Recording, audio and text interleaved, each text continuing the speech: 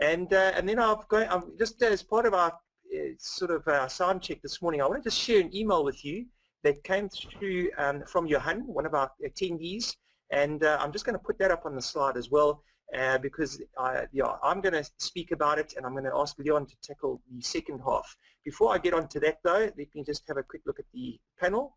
And good morning, Altaf. Good morning, Chris, and I presume Debbie is with you as well. Good morning to you guys. I hope you are well in Pretoria. Sound is good in Lepalale. I've got it right now, Jeffrey. Thank you. And would you please, stop bragging? What are you talking about, Johan? About the weather? Okay. The sound is good in Garsfontein as well. That's Leon. Also in Krugersdorp. Thanks, Tamsin. And in Durban, Altaf. Thank you, Stephen in Cape Town. And yeah, good to speak with you briefly yesterday. I hope you got all sorted, Stephen. Maybe just let me know if not. And then Jan in Pretoria, Mooikloof that is. Thank you. And Johan, I'm just sharing your email. I hope that's okay. And also another Johan and Nardis, who's in Mooikloof as well. And another Johan. We've got a couple of Johans on board. Also Yaku in Germiston. And good morning to you as well, Jim. Okay, how's it? That's Clarissa. Good morning. Greetings to you. And how are things on support? Clarissa is, I think many of you guys will know her, as she heads up our support team, and she's even tuning in this morning.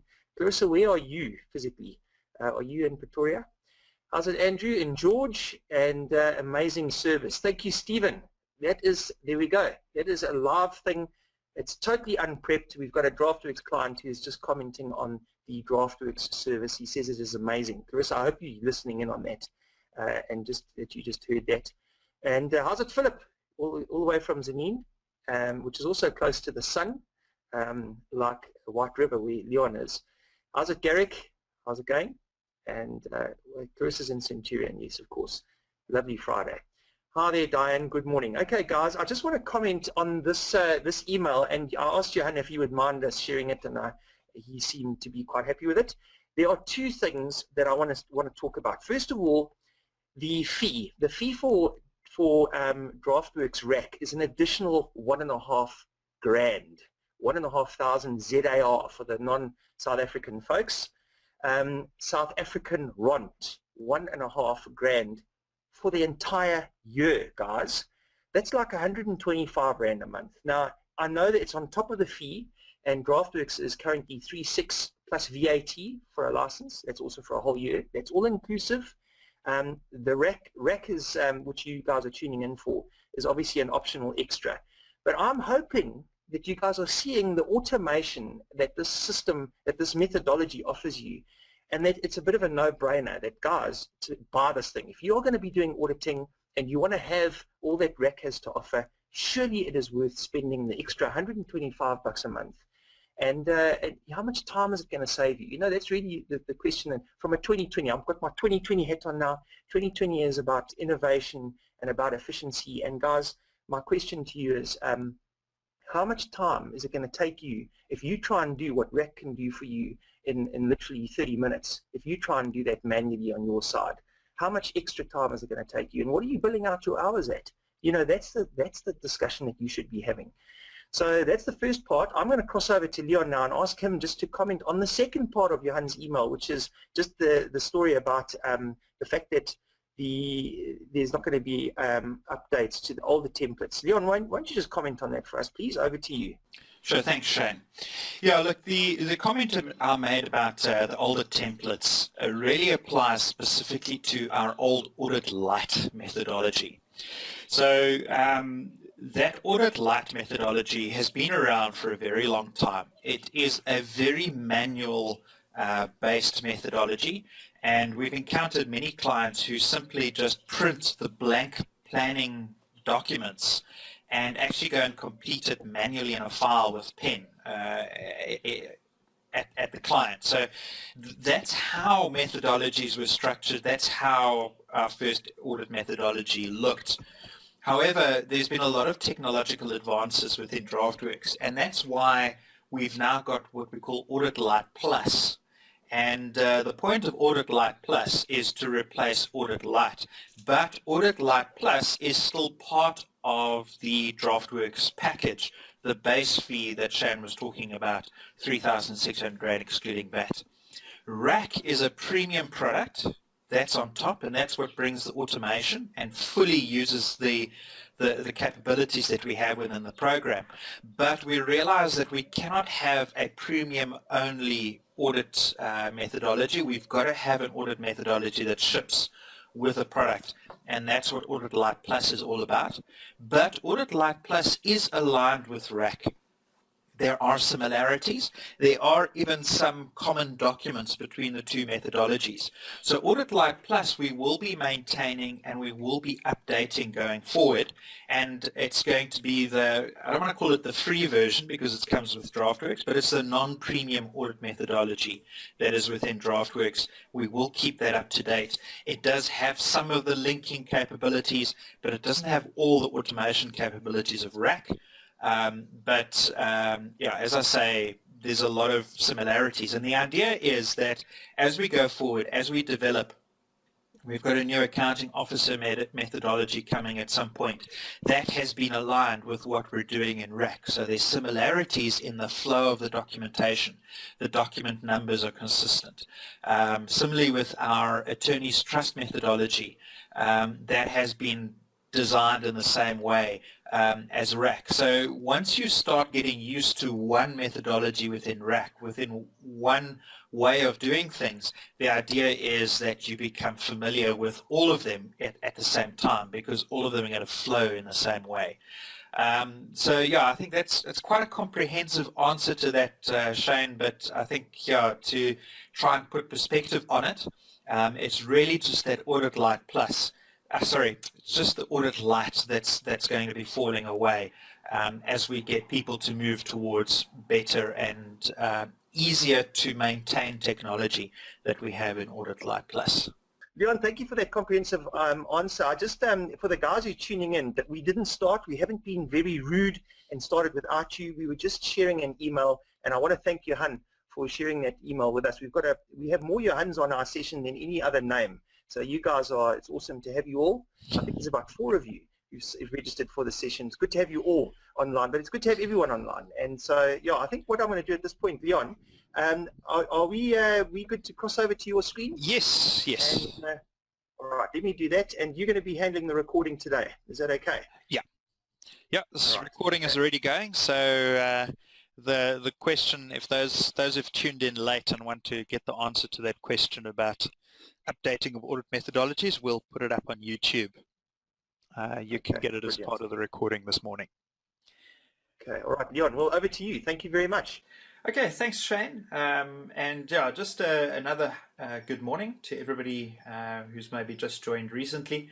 And welcome to week 5 of RAC. So we're going to be over the halfway point this morning.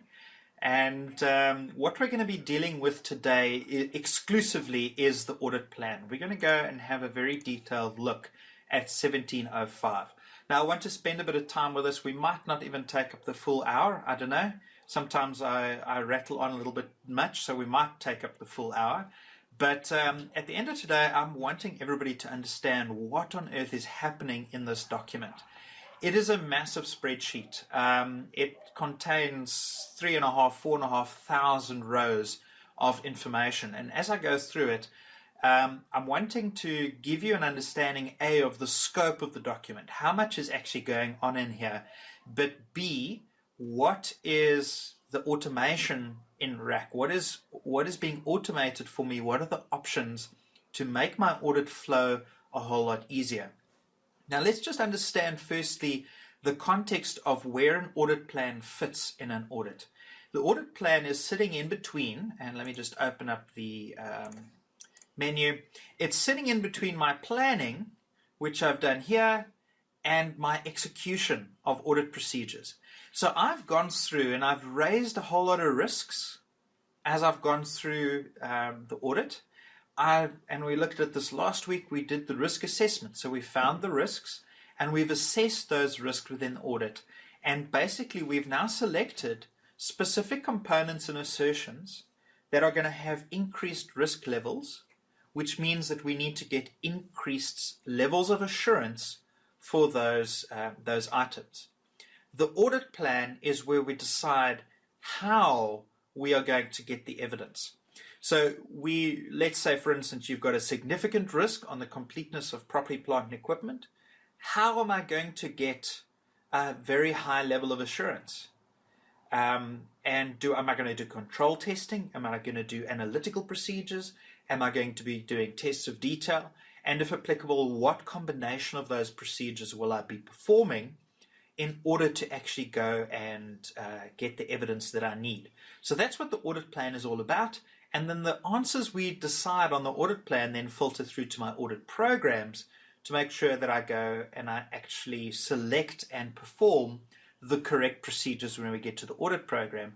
And next week, when we look at the audit programs in detail, and again, I might take an entire morning just to go and have a look at those audit programs, you'll see how the audit plan now interacts with my audit program at the end of the day. So that's the place that we are at. We need to make decisions about the nature of the procedures that we're going to be performing. And the first 1705 that I've opened is actually the RAC micro, if you can have a look at the heading at the top.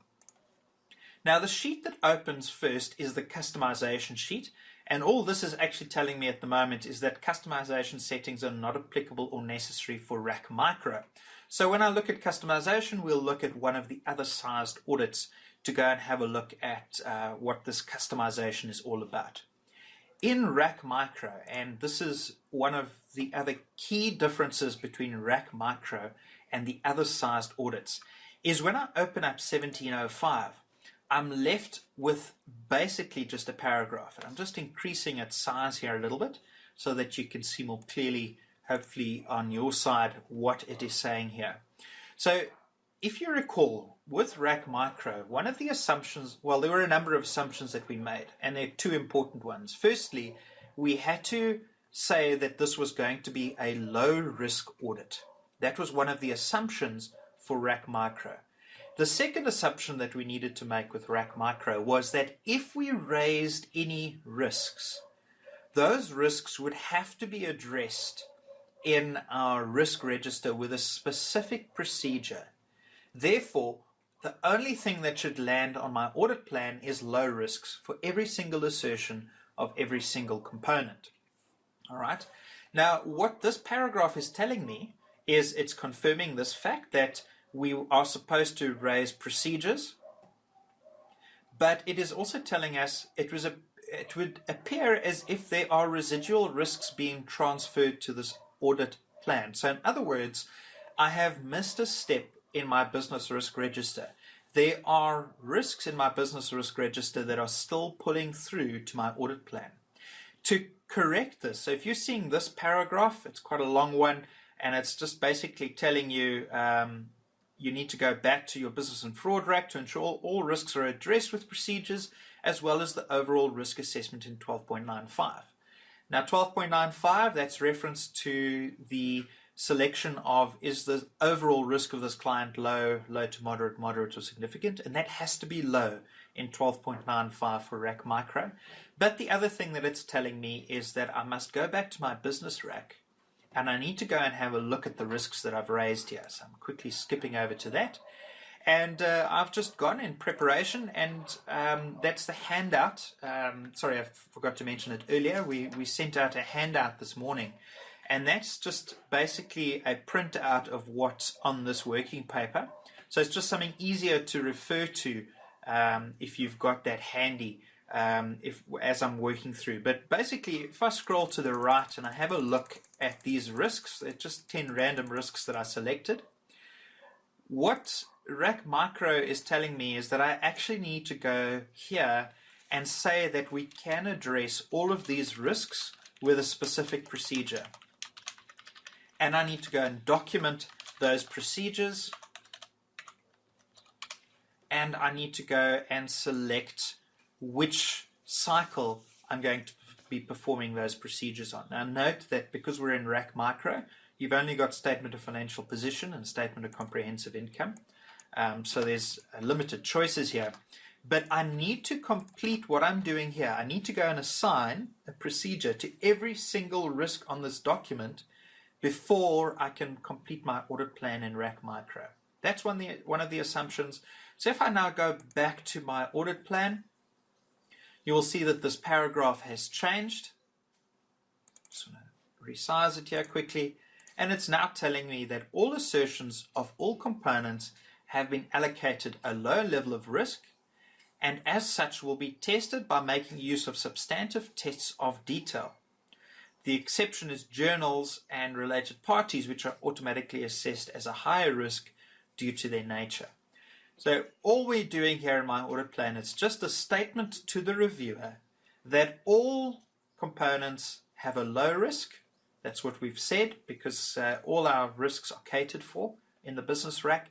Therefore, we're just going to be doing substantive tests of detail, but journal entries and related parties will automatically be given a higher level of risk because we have to. We can't assess journals at anything less than significant. So we've still got to do that at a higher level of assurance, but those procedures are already sitting in my journal audit program.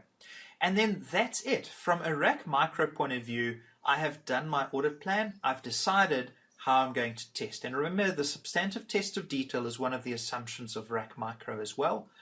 It is the assumption that you are only going to do substantive tests of detail before you select RAC micro.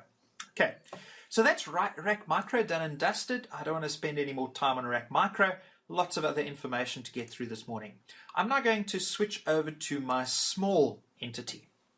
Okay, and again, well, now you'll see that there's a lot more information sitting on my customization. But before I get to the customization, I want to talk to you about what's going on in 1705 now. Now, as I said, there are 3.5 to 4,500 rows of information available in this document. And what is basically happening on my audit plan now, for anything, small, medium, or large, is it goes and looks for every single cycle. Here's my statement of financial position. For every single component within that cycle, so I've got property, plant, and equipment, and my next item, so is inventory here. The next item is loans to and from shareholders. So it goes through every single cycle, every single component, and then every single assertion in that component. And it is going and doing a summary for me of all the risks that I've pulled through from my business RAC. So let's go and have a look at the first one here. It is my property, plant, and equipment, and it is completeness. Now, if you have that handout in front of you, you'll see that the first risk on that document we assigned to property, plant, and equipment. It was called poorly skilled or inexperienced directors. We said it was property, plant, and equipment. Please note that my assessments on that handout have nothing to do with the actual risk. It was just faster for me to tick a few a few risks from 12.65 than to go and write 10 clever examples out. So please don't think that I'm saying that poorly skilled or inexperienced directors should have an impact on property, plant, and equipment. This is just for example purposes. So I've said that it is property, plant, and equipment, and the impact on completeness is 4. So it is significant impact that an error related to this risk could have on completeness. And it also indicated that the likelihood of that risk was a 4. What we basically do when we get to our audit plan is I go and I say, well, the likelihood is 4, the impact on completeness is 4. I say 4 times 4 is 16, and anything from 13 to 16 is a significant risk. And that's what it then goes and puts into this column over here. The level of risk from business RAC is significant. So 4 times 4 is 16, gives me significant. For occurrence and existence, I said for that same risk was a level 3, or the impact, so it was a moderate impact. And 4 times 3 is 12. Anything from 9 to 12 is a moderate risk. So that's what pulls through to my business RAC, from my business RAC to my audit plan. Then for valuation accuracy, it was a 2, so 4 times 2 is 8, and anything from 5 to 8 is a low to moderate risk. And then classification and understandability was a 1. 4 times 1 is 4. Anything from 1 to 4 is a low risk. So these values from my business rack are pulling through as a direct result of what was included on that business rack. It's multiplication of the likelihood and impact, and it's assessed a level of assurance according to basically the table that I've just given you. Okay. Now, the overall risk from 12.95 is what's pulling through literally from 12.95. So we said that the overall risk on this client is low. So we've got a significant risk on the left, a low risk on the right. And what RAC now does is it goes and says, what is the higher of these two items? The higher of the two is significant, and it goes and gives a final risk assessment as significant. So the completeness of PPE, we have a significant risk. And the same goes for the other items. Obviously, low is going to be the lowest in all of these cases, so that final risk assessment pulls through. When we get to rights and obligations, on the handout, you'll see that there is no risk attached to rights and obligations for this first risk on PPE.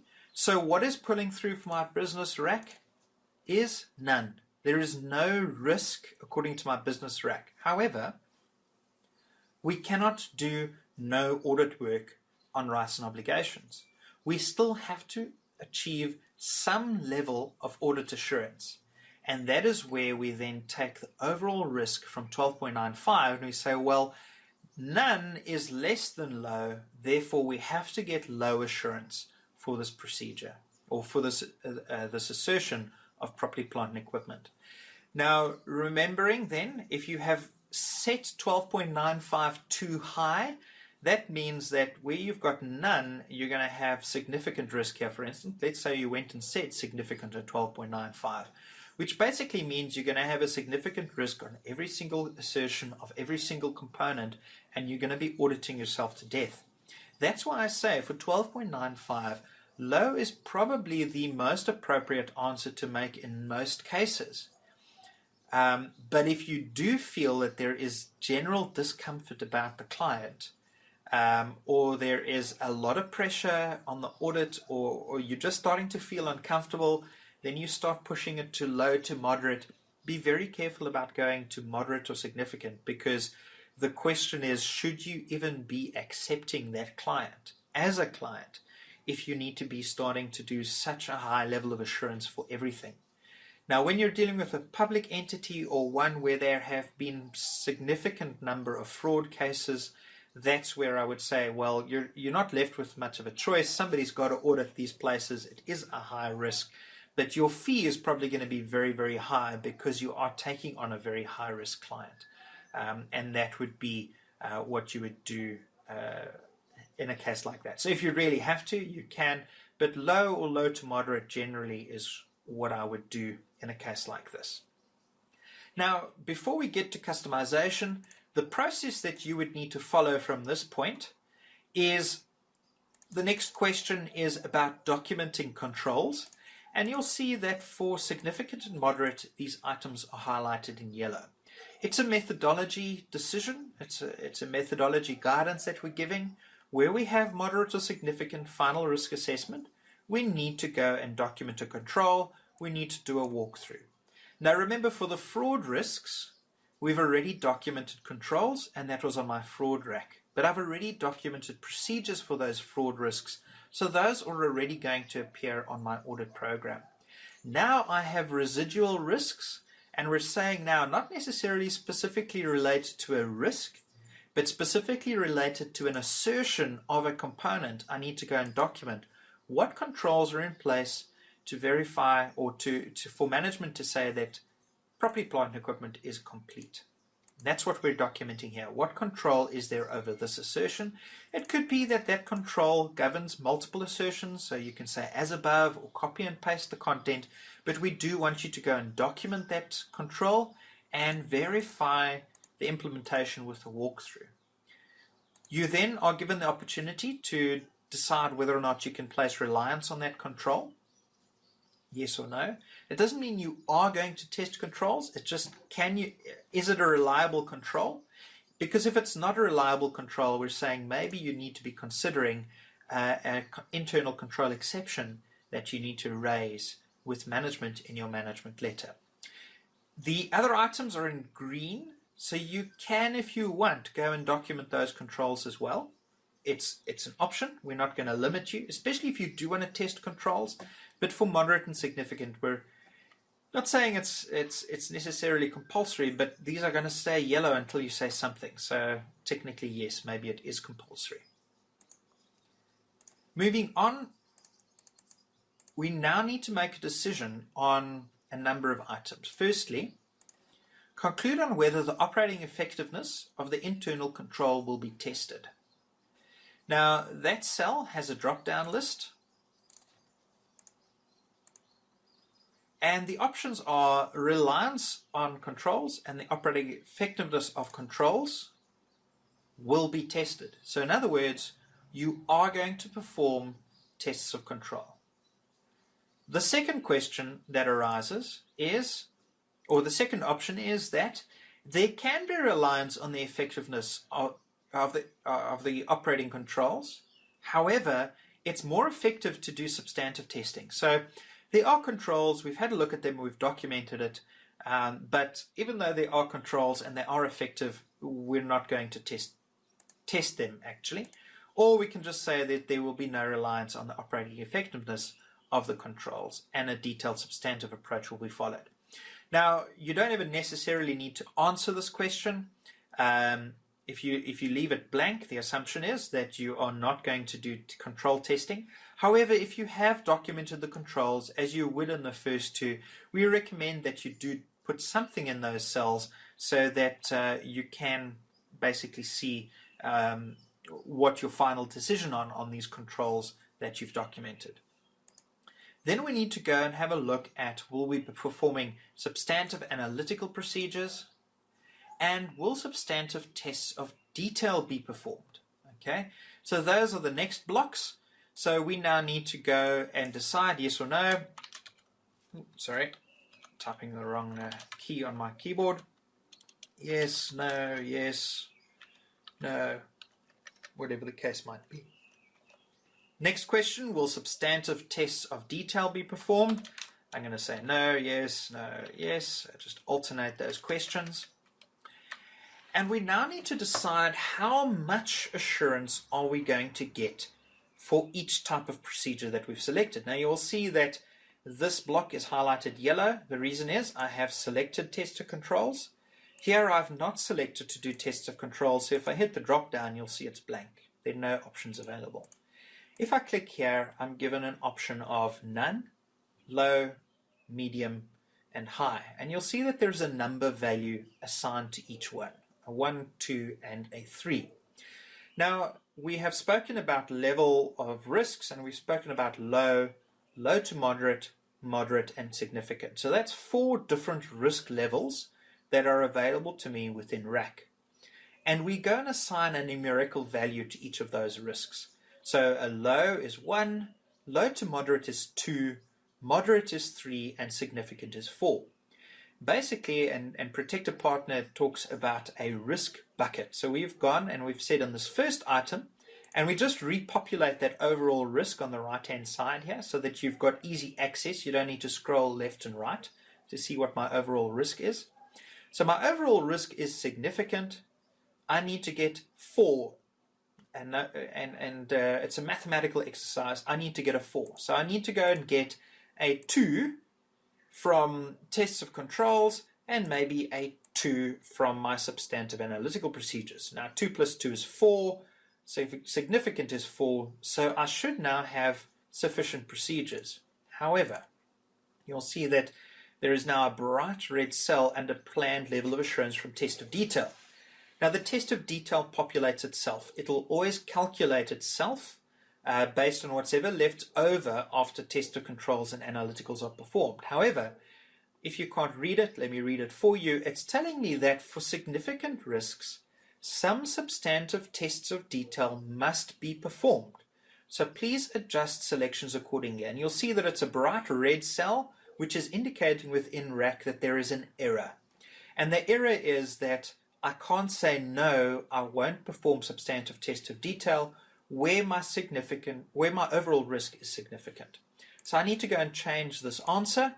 I need to go and say, yes, I will perform substantive tests of detail, and then I need to go and reduce one of these. I can go and make that low, and you'll see that it automatically goes and populates itself with a low. All right. Next item, I've said I'm only going to do test of detail, so it's automatically populated itself with high, because high is 3, moderate is 3. Next item, I'm saying I'm only going to be doing substantive analytical procedures. Okay, so let's go and put this to a 3. Okay, now a 3 is high, but I only have low to moderate. It's telling me, please reduce the planned assurance from other testing. So I'm actually going and doing too much testing. I need to reduce so that I don't over audit. Go to medium, changes to none under test of detail, and that's correct. I've decided I'm not doing substantive tests of detail. Okay. If I go and I select a 1, the block becomes red again, and it tells me tests of detail may be required, but this has not been indicated as part of, sorry, it's just cutting off there, as part of the audit plan. So it's basically warning me that I don't have enough assurance. So I need to go and either increase, or I need to go and select that I'm going to do test of detail. The item on low, I said I'm doing substantive tests of detail only. It's populated itself.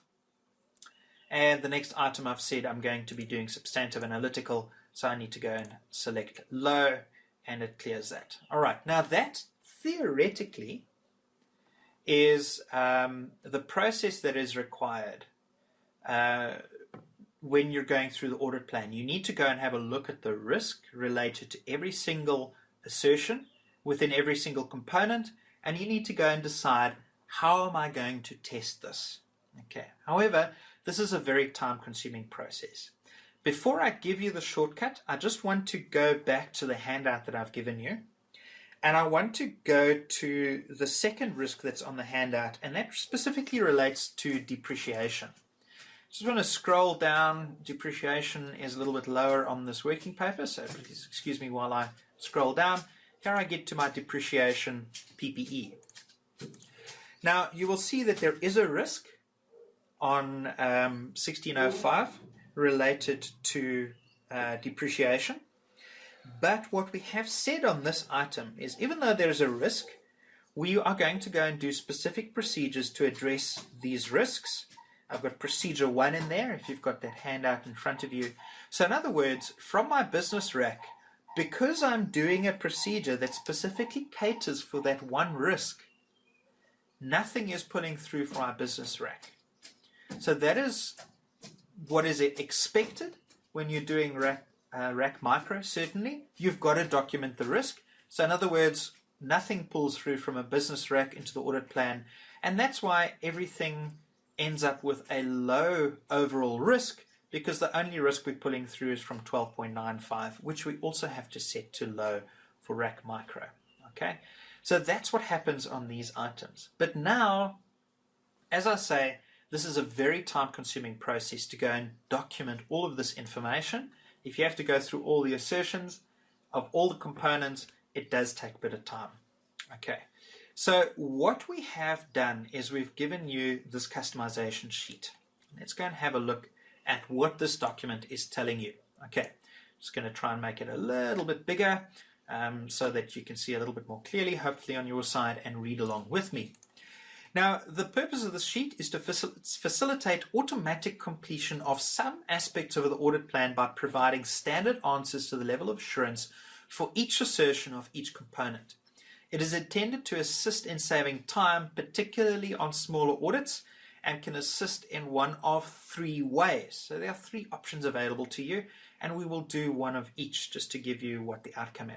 Firstly, all procedures defaulted to select only substantive tests of detail and then edited as deemed necessary. So we can go and say, you know what, I'm not going to test controls, I'm not going to do analytical, I'm just doing tests of detail. That's my selection. Okay. The second option is that all procedures for low risk assertions defaulted to substantive test of detail and then edited as deemed necessary. All assertions with higher than low risk then completed in detail, and we'll have a look at how that comes out. And then the third option is that a default response selected for each level of assurance and then edited as deemed necessary. So that gives you an option to go and select a specific response for each option, basically, and we'll have a look at that one as well. It is important to note that these selections do not remove the requirement to consider controls for all moderate or significant risks. An opportunity to selectively hide various lines is therefore provided to assist in speeding up the process. Now, as I said, there's up to 3,500 rows visible. More than likely, you won't generally see more than 500 or 600 of these, maybe 800,000 in very big audits. But that's a lot of rows to work through, even though we are trying to hide as much as we can. And it makes it difficult to find where I actually need to go and focus my work. So the second question that we'll get, and we'll get to that in a moment, is that we just give you the option to go and hide all the not applicable stuff. So if something is sorted and the correct answers are in place, we just hide it so that you don't need to worry about it. We'll come back to that. Firstly, let's go and look at the customization options. Okay, now this is a small audit, RAC small, so the likelihood is that you're probably not going to test controls on this client at all. It's just not going to be cost effective for your audit to test controls. And quite frankly, I think very often this is the selection that a lot of people are going to make on their audits, is that they just rather go and do the substantive testing after year end, get the work done, finish the audit, and not go and have a look at the controls, because sometimes, especially in small audits, you're going to end up finding that the control has not been implemented appropriately throughout the year. Its design is nice and everything, but you're going to find those exceptions, and then you have to go and do a lot more substantive testing anyway. So the first option is, I am going to go and do substantive tests of detail only. Let's go and click on that option. Nothing appears to change here, but let's go and look at 1705 now. Okay, now properly planned equipment we still did manually, so I'm going to skip over the properly planned equipment. I'm going to move to inventory. And let's go and have a look at the answers that are given in inventory. Look at what's happened. All of these cells are already completed for you. All right? It's telling me that there's no reliance on controls, that there will be no substantive analytical procedures, and we will just do substantive test of detail. And whatever that overall risk is, it's already selected for you in my test of detail. Now, because we have gone and edited property, plant, and equipment already, we've basically gone and overridden the selections that we've made, we've overridden the automation, I should say. So this has not changed. Because I've gone and selected answers here, this has not changed, and what I decided originally was still in place. And you can still come back and say, but for the completeness of inventory, I do want to rely on controls, and therefore I will do a low level of assurance on controls. So you can override the automation specifically if you want to, but look at all of this. There's a lot of stuff. I don't know how much of it you can see as I scroll, but there is a lot of information here that has been completed for you, except for journals and related parties and contingent liabilities. Those we still want. Well, let me rephrase that. They have been selected that you're going to be doing only substantive test of detail, but there's other information to complete here. You'll see that there are still yellow cells in place, and that's what the second question on this work on the customization sheet is all about. Why you don't want to scroll through all of this information to try and find where the yellow cells are. I want to identify where is there a problem. Let me go to my customization sheet. I'm going to say now, hide all lines where there are outstanding issues, or they are not outstanding issues. Go and say yes here. When I go back to 1705, only the yellow cells are visible. Everything else is grayed out. So there is loans to and from shareholders, but there are no problems. Borrowings, here's a significant and a moderate risk. Let's go and document the information. So I would need to go and document, sorry, my caps lock is on, document that walkthrough. Can I place reliance? Yes. And as I've documented that, the line has disappeared because I've now addressed everything that's outstanding in borrowings. Okay, let's go and, on their completeness. Let's go and document for occurrence and existence. Can I rely on the control? Yes, and it's gone. You've completed what needed to be included in that line. So all my decisions are made. I would just then need to go and do this to all the yellow items. And at the end of the day, what we're looking for is for this red block at the top to clear. We don't want to see anything in there. In fact, I can't recall now if it hides or if the color changes. I haven't looked at it for a while, I must admit. But something's going to change there, and then you know that you've dealt with all outstanding issues. Okay, so that is what we want at the end of the day. We want to have an approach in our audit plan to be able to go and do the audit work, and the customization is here to assist with that. I'm now going to go and have a look at one of the other options. So let's go and look at my RAC medium. And for RAC medium, all the exact same risks are in place as per the handout. So everything is the same as my handout, but I'm now going to select the second customization option, which is significant tests of detail procedures only for low risk items. So if I select that item, and I'm going to also go and hide the unnecessary rows, or in fact, let me leave that as no for now. Let's go and have a look at property, plant, and equipment. Now, as you remember, we had a significant, moderate, low to moderate, and low. Let's go and have a look. The only lines that are completed are here. Sorry, it's just jumping around a bit. Is here where we have low. It's been completed for me there. So that has been done. It's a low risk. I'm going to do substantive tests of detail. So this, I think, is going to be the second most popular answer when you're doing audits.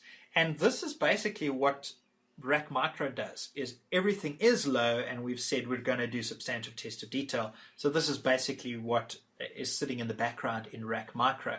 Okay. If I go to my customization, let me go and hide all the unnecessary rows for myself. You'll see all those lows are gone, and I'm just left with a significant, moderate, and low to moderate risks. And I need to go and complete the items. Let's go and do it for PPE quickly. So I would need to document the control. I would need to verify the walkthrough. Yes, I can place reliance on the controls. I'm going to perform control testing. I will perform analyticals, and I will perform substantive test of detail. And there you go. Problem solved. Okay. All right, so that's the process. Need to go through in the audit plan. If we've said that low only, then everything else low to moderate, moderate and significant, we need to go and specify how we're going to test those items. Now I'm going to switch over to my RAC large, and we're going to look at the last customization option. Obviously, the fourth option here is no customization. You know what that looks like, and yes, it's going to take a long time. Let's go and look at customization per risk level, and what we then need to do is fill in this table below. This is, at the end of the day, how I'm going to address every level of assurance, because what we said is that there's going to be a default response for every level of assurance, and then we can edit it as we deem necessary. So I need to go and say, when I have a significant risk, I will test controls, I will test analyticals, and I want to get a 1 from controls, and I want to get a 1 from analyticals, and therefore I need to get a 2 from substantive test of detail, remaining assurance none. You need to make sure that you get to a none in the last block.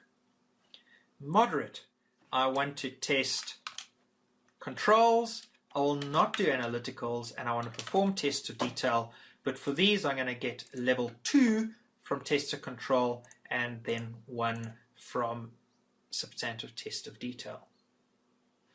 Low to moderate, I'm not going to test controls, but I will test analyticals and test of detail. Put a 1 in for each of those. And then lastly for low, You can't test controls. I'll come back to that in a moment. I won't test analyticals. I will test substantive tests of detail, and we go and put a 1 in. Okay, now just a bit of theory as to why this block is white and that block is white. When it's significant, we addressed that already. You have got to do some tests of detail when you've got a significant risk. You cannot only perform tests of controls.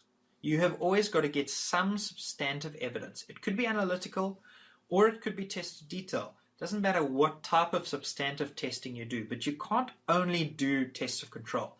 That's why for low, because you only need to get a 1, you can't get a 1 from controls, because then you're going to get a 1 from something else as well, and you're actually getting 2. So that's why that is not applicable, and that is always yes. Okay, let's go and have a look at what has happened to my PPE. Scroll a little bit to the right, and there you go. Significant risk, I'm doing controls and analyticals and detail. For moderate, I'm doing controls and detail. For low to moderate, the next 3 items. Now what I want to just point out is when I set this up on 12.95, please note that I've selected here low to moderate for everything. So there are actually no low risks in this client because of that selection. So all of them I'm doing some analytical, some test of detail. Just wanted to show you why this risk level is different, why we're not sitting with a low on this 4th item. Okay. So that is the customization. Once again, I would go and say hide everything without outstanding issues. What am I left with? I need to go and document the controls for my moderate and significant so that I can hide these cells, and that then I can move on in my audit plan. Okay. All right, folks, that is 1705. A lot of detail in there and a lot of audit theory happening in the background, but you will see from the customization that we are trying to make this process as easy as possible to follow. The fact of the matter is that it is a requirement for you to document your audit plan. You have got to go and document how you're going to test the risk in every single case, and we just feel that with the audit plan update that we did, I can't remember when it was last year, but it was a later improvement to RAC. We could create a situation where we are making life as easy as possible for you as the user on the one hand by maximizing the automation, and that's what RAC brings you, is a lot of automation. But at the end of the day, you're still left with a very comprehensive document to put in your file to prove that you have gone and considered for every single assertion of every single component how you're going to go and test that. As I say, the reality, many of you are just going to say tests of detail only. I'm not going to worry about controls, and that's not wrong. It's not a wrong answer. You can go and do that. But if that is your decision, why spend 2 hours running through this entire working paper and going and documenting everything? That's what the customization is for. We're just trying to make that as easy as possible to complete. Okay, Shane, that is my story up to this point. It doesn't look like there have been any sort of topic-specific questions, but we do have 15 minutes. If there are some questions, please send them in for me, and then we can take a look at it. And then, yeah, it's a very big document. I wanted to spend some time on it this morning, so I'm glad I've now got this in. There is a training video on it on YouTube, but this is going to pretty much replace that. This is going to be a lot more comprehensive in understanding the various options. And I think that one of the other points I'd like to make about this, sorry, where was I going now? I got distracted by a question that was coming in.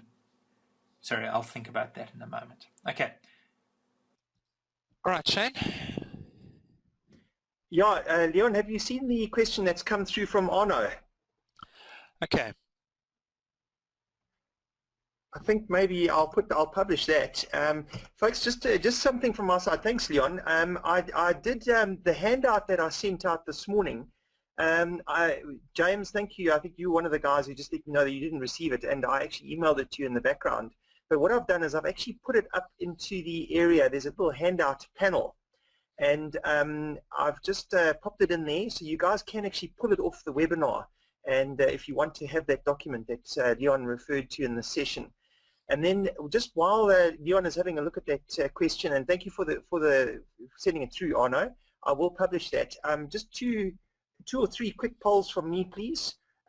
First of all, is there anybody who is tuning in? What I'm reading, this is just a fun poll. I just want to know what you're tuning in from. Are you using a computer? Most folks will be using a computer, I know that, but I've set it so that you can actually select more than one. Are you trying a tablet or an iPad as well, or a smartphone? And I've also put in a Chromebook. I didn't even know about a Chromebook until I saw one the other day. Quite an interesting device. Runs on Google Chrome as the operating system. And so those are the options. I just want to get a bit of a feel for who's using what, and just encourage you guys to try one of your, try a device. You'll be amazed. It's much easier to get into. In fact, all you need to do is just download the GoToWebinar app before the session. And so that's quite interesting. We've got, it looks like 97% are using a computer, only 1% a smartphone, 3% a tablet or an iPad. Okay, that's great. The other quick poll that I might just run at this point, and it's giving you an opportunity just to send through any questions. Guys, where are you at? Are you, okay, I've just put up three options there. Either you're already a happy RAC user. You'll notice I haven't said, given you the option, just a RAC user. If you're using RAC, you've got to be a happy RAC user, I'm sure. And are you still just looking? That's another option, and that we're delighted if you are just looking, and hopefully you'll buy at the end. But if you are ready right now to order a RAC license or two, or maybe 100, we would love you for that. Please just score that last one, and I'll get that sorted on our side. We'll get Alta in accounts to take care of the necessary. It's 1.5 a license. Special deal, guys. Only 1.5 for the whole year. It works out to 125 Rand a month. Come on, man, you've got to take a couple at that rate. And Leon, I don't know, just one of the things that I'm sort of thinking, I don't know if other guys are as well, this is week 5 out of 8, and I'm starting to get a bit anxious, because what are we going to do when this session ends? Can't you just bolt on a couple of extra sessions for us, please, and make it a sort of a 12-part series? Dozens are much better number than 8. Especially when people are looking for CPD hours. Eh? Exactly. And just on that note, sorry, that's one other thing. Thank you for reminding me. I'm going to just close that poll. And what I've got is, this is a list of names. There are 59 participants so far who have, I'm just sharing my screen now, who have attended every single session up with basically the first 4 sessions. I haven't factored in today. But guys, if your name is not on that list, and I'll show you the little flash function in Excel, anybody who's keen at the end, just as a little bit of an extra thing, there's a flash fill option in Excel that I use to actually pull that apart. I didn't want to have a full email address in there. So if you don't see your name, you should be able to work out if you're on that list or not. If you feel that you should be on that list, then that's a problem on my side. You need to pop me an email, please. Preferably during the course of the week before next session, so that I can update the attendance register on my side. And then, yeah, there we go. Maybe I'll just read the question from Arno, if that's okay, Leon. Yeah, sure. Arno, did he send through 2? Oh, he sent through 3. Well, listen, maybe he sent through 3. Listen, can you handle it, or do you need me to? No, that's fine. I've got it. I've got it on my side. Yeah. Okay. So, 3. Thanks, Arno. 3 fairly good questions. First one is, don't you have to do walkthroughs as part of the risk assessment process, regardless of the level of risk assessed? Arno, the way that we've approached it within RAC, and if you differ, I'm more than happy to discuss via email with you as well. But we've just gone and said, from our fraud risks, we've automatically assumed that they're significant. So when we get to our fraud risk register, we go and we're documenting the controls and the walkthroughs directly on the fraud risk register. But when we get to the business risk register, we do take cognizance of the fact that we actually accumulate risks in our business risk register. And that's why we end up, at the end of the day, pushing the risk assessment, not the risk assessment, the control discussion and the walkthrough onto our audit plan rather than sitting on our business risk register. So it's sort of it's a merge of that process. It is still part of the risk assessment process when we get to the audit plan, but we're saying that what we'll focus on for the business risks is what is the overall assertion impact rather than what is the risk impact. So we're looking specifically at controls around the assertion once you've accumulated those risks. So that's just how we've approached it. And then you mentioned as well in your second question that in this working paper, you've said that you only have to do walkthroughs for significant risks. No, we've got walkthroughs in place for moderate and significant risks. So wherever it's moderate, those cells will also be highlighted yellow, and they will not hide until you've documented for moderate risks as well. So the walkthrough is assumed to go with the control discussion, and that's for moderate and significant risks. And then there's a question, your third one is also, do the standards not require that you always do substantive tests of detail? Can you test material balance or classes of transactions with analytical procedures only? Now, once again, the way we've read the standards, it says that you need to do substantive procedures for all assertions and all components. It doesn't say you have to do substantive tests of detail for all components and assertions. The only time that it specifies substantive test of detail is when you're dealing with a significant risk. It's saying there that you need to get substantive test of detail for the significant risk. So that is how we've come about what we've done there. Look, the substantive analytical procedures are very up in the air anyway. So if you really do believe that you can do only substantive analytical procedures for a balance, then maybe you can justify that, but then it has to be a very good substantive analytical procedure, and you need to fully understand and comprehend what a substantive analytical procedure is. A substantive analytical is not just last year plus inflation. And I would recommend getting some good training and understanding about what an analytical is before you decide that it is your only procedure when dealing with the risk. So do just be careful about that. I do agree with you, but the standard says substantive tests, not substantive test of detail.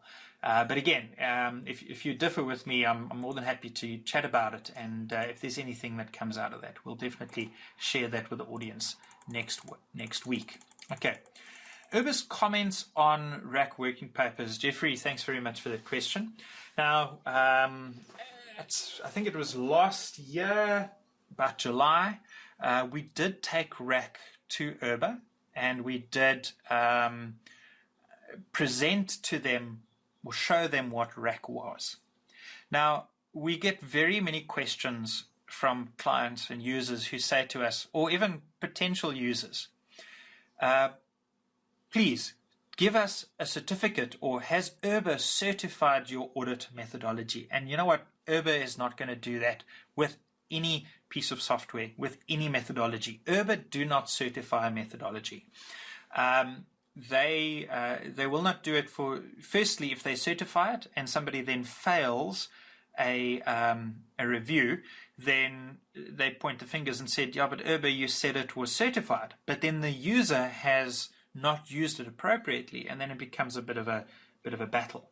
So we did take it to Urba. We did present the methodology to them. Their comments were more from a program point of view. They did not make any specific comments on the methodology itself, and I don't think you will get them taking a view of the methodology. Two things I want to share, and I don't know if Louis is listening in. I'm not sure if he's joining in the webinar. We showed them specifically our sampling methodology that's contained within RAC, and it's one of the few areas that they did actually comment on. And we'll definitely show you that sampling methodology, not next week, but possibly the week after, depending on how timing goes next week. And in our sampling methodology, we actually incorporated something called maximum sample sizes. So we said, if you go and you draw a sample and it says sample size is 200, we're going to limit that to 50 anyway, or 100. We're going to say there's a maximum sample size that you need to take. And Uber asked to have a look specifically at our maximum sample size table. And this was their only genuine comment on our methodology, was, why are those maximums so high? It was probably the one thing I was most scared about, was their comment or their thoughts on our sampling methodology. And after that comment, we just reduced our maximum sample sizes by about 40%. So that was great. That was a nice comment to get from them. And then literally days later, they were with a client and they were showing them, listen, you've got Draftworx. Why don't you use their sampling methodology? Look at what it does. Because they're specifically looking for a sampling methodology that shows and proves that you increase sample size with level of assurance and with the size of the entity. That's basically how our sample sizes are worked out. So, Jeffrey, maybe that's a non-answer, and it's more of a marketing answer that I've just given you in terms of it. So Uber looked at it. Their point of view was they wanted to see the methodology so that when they encounter it in practice, and I do know of a handful, I'm not sure of all the details, and if you are using RAC and you have had an Uber review, we'd love to get feedback from you. We'd love to hear how it goes, but I do know of one definite pass that a firm has gotten from RAC. But I want to point out as well that it is as much about the user's ability to understand the audit methodology as it is the working papers. You can use RAC and fail dismally if you have not completed it appropriately. So please be careful about thinking that just because you're using RAC, it's going to be plain sailing. We'll certainly help you as much as we can with the guidance and the work that we give. Please make sure that you are completing documents appropriately. All right, and then James, a drop down instead of typing yes or no. We can certainly go back and put those drop downs in, James. The reason we actually took it out was that there are so many yeses and nos, especially on 1505 and 1605. There's a lot of place where you need to then have a drop down, and my personal view is it's a whole lot faster to click the cell and say type yes than to look for the drop down, select the appropriate answer. But if you are struggling, or if you do want that, maybe send me some specifics about which working papers in specific you'd like to see it, and we can try and reincorporate those. Honest maximum sample sizes, Shane, what I'm going to do quickly in the background, if you don't mind, let's quickly cover that. I'm going to open it up if you want to, if you give me a moment, and then we can switch the screen over to me. Just need to open up the appropriate document first. Will do. Sure, will do, Leon. And thanks, guys, for the interaction. I just love it. And so thanks for, what I'd like to just, while Leon's getting ready there, and Leon, if you're happy with it, maybe if we've still got a minute or two, if anybody would like to ask a final sort of question and you have a microphone, what you can do is put your hand up, and we will basically cross over to your microphone, and then you can ask your question over the air, and no need to be self-conscious. We have over 100 participants online. They will all hear you speak. So there we go. You can just let us know. And I want to just mention a comment that came through from Neil. Neil doesn't actually need RAC, but he thinks he's going to buy one. He's going to buy one just so you can have bragging rights. How's that for he's just so impressed with it, he wants to buy one just to have. Hey, Leon, how's that? It's you heard of that before? Oh, thanks for that. Thanks for that, Neil. All right. I'm going to cross over to you, Leon. Yeah, Thank cool. you. Thank you. And I'll just confirm that we can all see it before you get going. And are you still recording? Yes, I am. Yeah. Okay, great. Thanks. Over to you. All right. So here is what the table is. So based on the size audit file you've selected. Now, in fact, small, medium, large, we actually calculate based on the PAS score that you've included in the PAS calculation back in 10.00. So 0 to 100 we say is small, 100 to 350 is medium, and anything over 350 we say is a large-sized entity. Sorry, so that doesn't have anything. It used to be related to the audit file size. We've now gone via PIS score. And this is then the maximum sample size going from the bottom, low, low to moderate, moderate, significant risk. So we're saying with a large client, billion-dollar turnover, and very high risk, we're saying the maximum sample size here is going to be 60. You can override that, you can select additional items, but that's pretty much where our table is coming from. So it's not very neat. This isn't something usually we have visible in any of the working papers, but that's what we've incorporated into our methodology in terms of maximum sample sizes, and in a couple of weeks we'll have a look just how that interacts with the sampling template that we have. Okay. Right, Shana, I think we had somebody there that was saying they were tuning in via smartphone. Fantastic technology that we have available nowadays. Sit in the car and watch your webinar. Well, hopefully you're not driving, but going to various places, maybe going to your next appointment. Webinars really do make training very, very portable, and it certainly is one of our preferred ways of getting messages out there. We've considered sort of training events, but with the nature of our client base and the timing, long-term commitments on training is very, very difficult. Whereas with a webinar, it doesn't matter where you are in the world. If you've got internet access, you can take part and be part of the webinar. So that's great.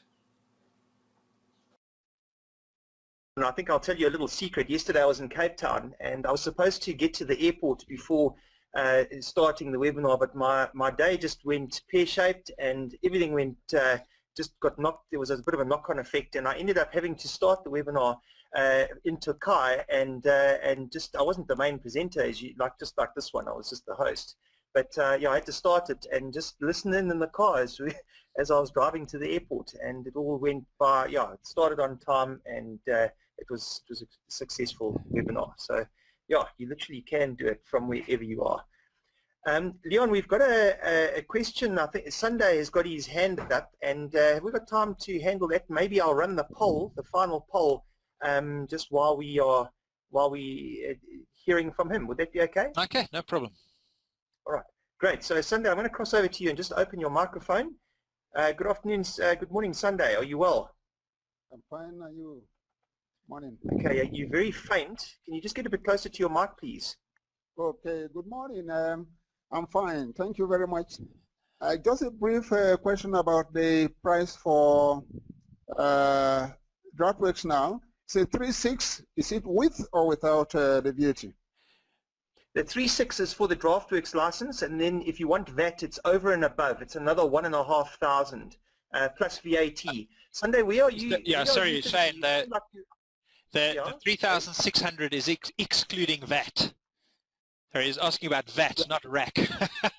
Oh, sorry. Sorry, I jumped the gun there. Sorry, Okay. Sunday. Okay, yeah, It's 3,600 excluding VAT. Excluding, okay. Yeah. All right, thank Sunday, you. where are you tuning in from? You sound like you might be from Ghana or somewhere. Where are you about? No, I'm from Lesotho. Are you from Lesotho? Oh, that's wonderful. Well, thank you for tuning in all the way from the mountain kingdom of Lesotho. Yeah, thanks. Okay. Thanks. All right. Thanks, Sunday. Enjoy your day. See you. Same to you. Thanks. Bye. Thanks. Bye-bye. Okay, Letitia, I think your hand went up, but then it quickly went down again. Folks, I think that, yeah, we're Stage just fright. running a final poll. Yeah. No, Letitia, she's been on these shows before, and I don't think she's too concerned about that. She Okay. probably was just but Leon, yeah, thanks for that, man, and looking forward to next week. I think if anybody wants to stay on, I'd love to just show a little flashful thing in Excel. I think you know about it because I know you're a junkie for for efficiency and things that work quickly.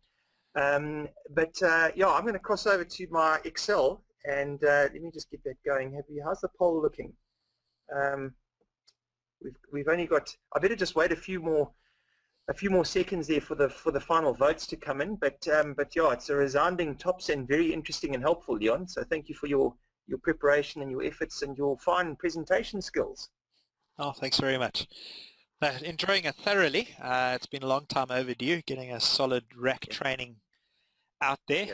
Yeah. And yeah, I think working in modules has been quite nice. It gives you a bite-sized chunk of RAC every week. And yeah, as you say, next week we're going on and we'll hit the audit programs. I think what we've done in last week, this week, and next week are three of the most important components within RAC. It's where your theory and audit understanding comes in and makes the biggest difference to your ability to audit. You need to know your stuff, and if you're getting those documents wrong, you're just going to struggle with RAC all over the place. So it's great to have such good attendance this morning as well. It's great to have everybody. Yeah, no, absolutely, and thanks guys for participating and for your positive feedback. And Leon, just on that note, I wasn't kidding. Do you think that 8 sessions is long enough, or can you maybe add on a couple more and we have a dozen sessions? What's your sort of feeling on the timing? Well, we'll see. We can take some requests afterwards. If people have some good topics that they'd like to cover, we can surely, I'm sure we can get going. The only problem, of course, Shane, is that at the end of November, it's the end of November, and I think a lot of people are actually going to be going on holiday rather than attending webinars, so we might have to organize something early in January to get the mind's gears ticking again after the long holidays in December. Yeah, Leon, I hadn't actually thought about that, but I tell you what, you do such a good job with these presentations that I think you'll find a couple of guys wouldn't actually mind tuning in from their holiday. Just on their iPads on the beach, what? I know, but I don't think you would actually want to present it. That's probably the more correct, anyway. No, thanks, Leon. I think that, I don't know if you want to you can can the recording now if you want, or leave it running. I don't know, it's up to you. But guys, I just wanted to show you something in Excel. For those of you, I teach Excel, and so like Leon is obviously teaching you guys RAC. I can't teach you RAC. I don't have the cooking clue how to do that, but I can teach you Excel if you're interested, and maybe if you are, you can pop me a mail, and I'll let you know when our training sessions are. But there's a flash fill feature in Excel that I thought I'd just share with you, and it's how I got this. I needed to split out the email addresses. I just wanted to have the first name, and a couple of you guys, Stephen, I think you sent me a message and said, that's not my name. I know. I just used the first part of your email address, and I knew that you would recognize it. But that's just to show you that you are on the list of the guys who have attended every single session. And I've got quite a few guys who've actually they've already emailed me and said they should be on that list as well. They've also, maybe you caught up via the recording, but you obviously need to let me know. I'm not just going to guess. I actually need confirmation in writing from you that you have been through the recording, and then we need to do a little bit of a check on our side as well. We obviously can't just dish out certificates, it's got to be done properly. But anyway, in stripping out this, I wanted to show you guys this flash fill that you may or may not be familiar with. It's under the data tab in Excel. Not that you even have to have that selected. Watch this. I've got the names in this column over here, and I'm going just to the next of it, and I want to capitalize it. So Audrey was the first one in the list, and I hit enter, and then Louisa was the next one, and notice what happens there. Do you see the names in gray? If I just hit enter there, Excel has done what's called a flash fill, and this is the little button over here that pops up, and I can obviously accept these suggestions. I mean, it automatically, if I just go and click elsewhere, it will accept those suggestions. So that's just another, just an awesome bit of automation in Excel. I'll show you another thing. Let's just say I want all of these to be capitalized. All I do is I go next to it, Audrey, and let's go Louisa as well, and there we go. Look at it. Look at all that. Hit enter, and I mean, that's just so quick and easy. That's the flash fill, and it just takes a little bit of practice, and you can actually start using that in Excel. And I'm using the latest version of Excel, by the way. This is Excel 2016. Yeah, I think that's all that I wanted to just share with you guys. We're trying to just share a little bit of something extra, and not sort of necessarily Draftworx specific with you each session. And so that's all from me. I think just putting up the final slide there, guys, just to remember support. If you have any hassles, if you need any technical support at any stage, the trick is to email support at Data Prime. There's also 2 phone numbers. I've put them both up there. And even better still, from within Draftworx, if you just click on that little badge in the top left-hand corner and click on remote support, you'll get support, the best in the world, via TeamViewer. And there's a whole team waiting to help you. And so there we go. That's all from me. Thanks very much for tuning in. Looking forward to working with you guys next week, same time, same place. And Leon, I don't know if you want to have a final thank you, but yeah, over to you. Thanks, Leon. Cheers. Thanks very much, Shane. Thanks for hosting again this morning. Great working with you. Thanks everybody for tuning in. And again, please, if there are any questions during the week, if you're encountering problems, please do let us know. Pop us an email, hop onto support. We'd love to help you out. And, you know, if you've got that question, maybe somebody else has too. And we can actually help a lot of people in one go, rather than helping everybody one at a time. So this is the opportunity. Please ask those questions. Yeah, it's lovely interacting with everybody. So looking forward to it at all times. Otherwise, have a great weekend. Good week next week, and looking forward to seeing you next Friday. So cheers from me. Goodbye. Thanks, Leon. Really enjoy working with you too. And oh no, that question, brilliant one. Does it work in older versions of Excel? Is flash fill as well? I actually don't know, because I only found it. I think in Excel 2010. I can't tell you if it. I think it works in 2010. Actually, I haven't tested that. I know that it definitely works in 2013 and 2016. And but yeah, maybe if anybody has any answers for us on that, maybe let us know. We'll resume with that next week. But thanks, guys. I think we're going to can the session now. We've done and dusted, and yeah, it's been great. And look forward to working with you next week. Have a great weekend. Cheerio.